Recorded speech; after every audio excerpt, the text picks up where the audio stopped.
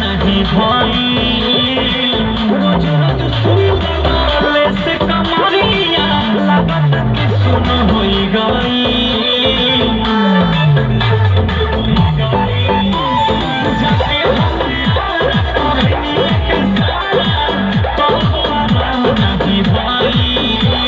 रोज रोज सुनले से कमरिया लागत कि सुन होई गई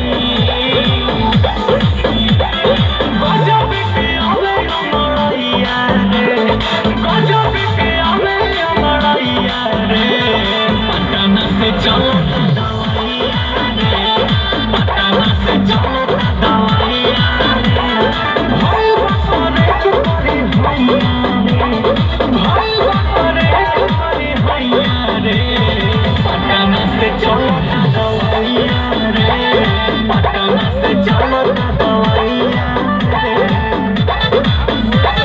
पटना से चलो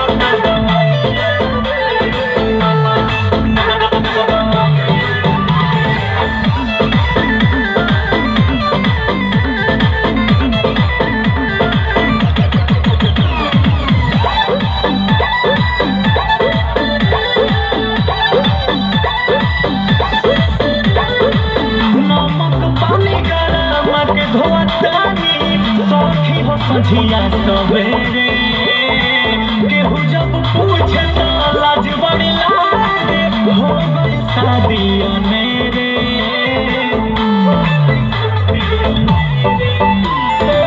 नमक पानी गरम के धोतानी सखी हो सझिया सवेरे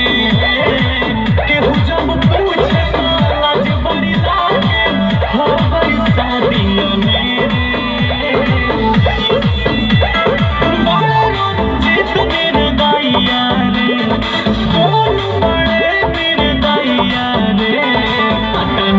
चलो दवाई